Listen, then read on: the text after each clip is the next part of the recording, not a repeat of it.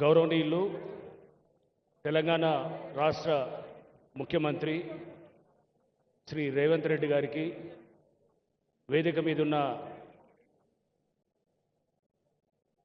గౌరవనీయ మంత్రులకి, మేయర్ గారికి, స్థానిక శాసనసభ్యులకు శ్రీ వెంకటేష్ గారికి, పెద్దలు హనుమంతరావు గారికి, ఇతర ప్రజాప్రతినిధులు, విచ్చేసిన ఆహ్వానితులు, మరీ ముఖ్యంగా ఈరోజు ఇక్కడ ఈ బతుకమ్మ సమరాల్లో పాల్గొనడానికి వచ్చినటువంటి మహిళా మనులందరికీ కూడా నా నమస్కారాలు.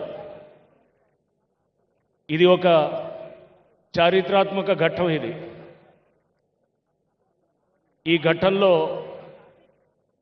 ఒక అధికారిగా నేను పాల్గొనటం అనేది ఇది బహుశా ఒక అదృష్టంగా భావిస్తున్నాము. నాతో పాటు మా హైడ్రా సిబ్బంది అందరూ కూడా దీన్ని ఒక అద్భుతమైన ఘట్టంగా మేము భావిస్తూ, మేమందరం కూడా ఇటువంటి దీంట్లో మాకు ఒక పాత్ర ఇచ్చి హైడ్రా అనే ఒక సంస్థని క్రియేట్ చేసినటువంటి పెద్దలు ముఖ్యమంత్రి గారికి సభాముఖంగా వారికి మేము ధన్యవాదాలు తెలుపుకుంటున్నాం.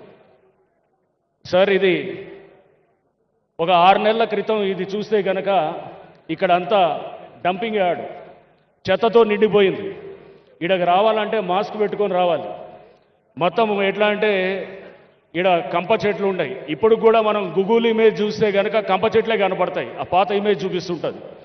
కంప చెట్లతోటి ఇక్కడ ఖాళీ బీరు సీసాలు, మొత్తం చెత్త ఇదంతా చూస్తే కనుక ఈ చుట్టుపక్కల వాళ్ళందరూ ఖాళీ చేసి పోయేటటువంటి పరిస్థితి అన్నాడు. ఇటువంటి దాన్ని గౌరవ ముఖ్యమంత్రి గారు మాకు నిర్దిష్టమైన ఆదేశాలు ఇచ్చారు. పోయిన సంవత్సరం అక్టోబర్లో పెద్దలు హనుమంతరావు గారు వచ్చి మాకు ఒక రిప్రజెంటేషన్ ఇచ్చారు. ఈ బతుకమ్మ కుంట అనేది ఇలా ఉంది, దీన్ని ఎలా అయినా కానీ దీనికి పునరుజ్జీవం పోయాలని చెప్పేసి. అప్పుడు ముఖ్యమంత్రి గారు మాకు పలు సందర్భాల్లో దీని మీద నిర్దిష్టమైన డైరెక్షన్స్ ఇస్తూ, దీన్ని ఎటువంటి పరిస్థితులు అయినా కానీ కూడా మనం బతుకమ్మ సంబరాలు, నెక్స్ట్ బతుకమ్మ సంబరాలు అంటే ఇప్పుడు దసరా ఉత్సవాల టైంలో దీన్ని రెడీ చేయాలని చెప్పేసి మాకు ఒక టార్గెట్ ఇవ్వటం, దానికి అనుగుణంగా మేము దీని మీద ఒక ఏంటంటే ఇది కబ్జాకు గురైనటువంటి ఈ బతుకమ్మ కుంట, ఇది నార్మల్ చెరువు పునరుజ్జీవం కాదు.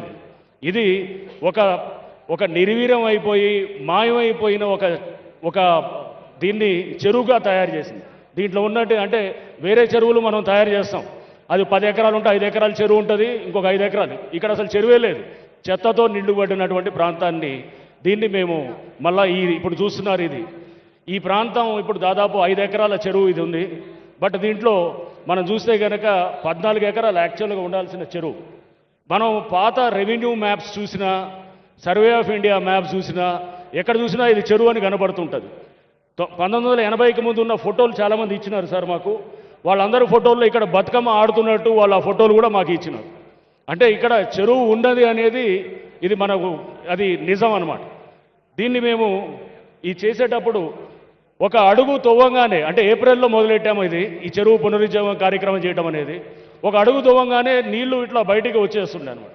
అప్పుడు అక్కడ ఎవరైతే ఈ కబ్జా చేసినారో వాళ్ళంతా ఇది పైప్ లైన్ బర్స్ట్ అయింది, ఇక్కడ ఏదో కింద డ్రైనేజ్ పైప్ లైన్ పగిలి ఇదంతా అయిందని చెప్పి మా మీద పలు అబాండాలు చేసినారు. దీన్ని ఒక సుదీర్ఘమైన న్యాయ పోరాటంలో కూడా మా లీగల్ టీము హైదరాబాద్ మన హైకోర్టులో, తెలంగాణ హైకోర్టులో ఉన్నటువంటి మన లీగల్ టీం అందరూ కూడా మాకు ఎంతో సహకరించి ఇక్కడ జిహెచ్ఎంసీ, రెవెన్యూ, హెచ్ఎండిఏ అందరు డిపార్ట్మెంట్స్ కూడా ఒక సమన్వయంతో దీన్ని మళ్ళా మనం ఈ షేపుకి తీసుకొచ్చాం. ఇక్కడ ఆల్రెడీ ఈ ప్రాంతంలో ఇందాక మహిళలు చెప్తున్నారు సార్, 25,000 రేటు పెరిగిందని అంటున్నారు. అంటే రియల్ ఎస్టేట్ వీళ్ళు పక్కన ఉన్న అపార్ట్మెంట్స్ అందరిది కూడా 25,000 గజానికి ఇది పెరిగిందని చెప్పేసి. అంటే ఈ చుట్టుపక్కల ఉన్న వాళ్ళకి, అంటే మేము రియల్ ఎస్టేట్ గురించి మాట్లాడలేదు, ఆహ్లాదకరమైనటువంటిది.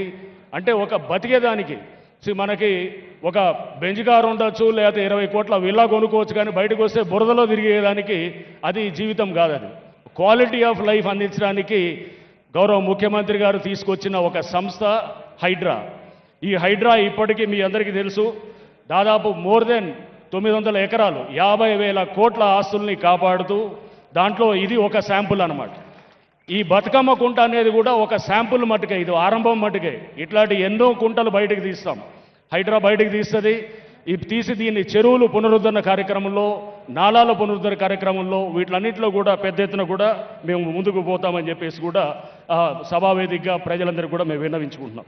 అట్లానే అసలు ముఖ్యంగా మనం చూస్తే కనుక అభివృద్ధి కన్నా సుస్థిరమైన అభివృద్ధి, సస్టైనబుల్ డెవలప్మెంట్ వైపు వెళ్ళాలి. అంటే రేపటి తరాలకి, భవిష్యత్ తరాల కోసం అని చెప్పేసి ప్రజెంట్ తరాలు అందరం కూడా భవిష్యత్ తరాలది కాంప్రమైజ్ చేయకుండా ఆ అభివృద్ధి వైపు తీసుకెళ్తే అదే సుస్థిరమైన నిజమైన అభివృద్ధి.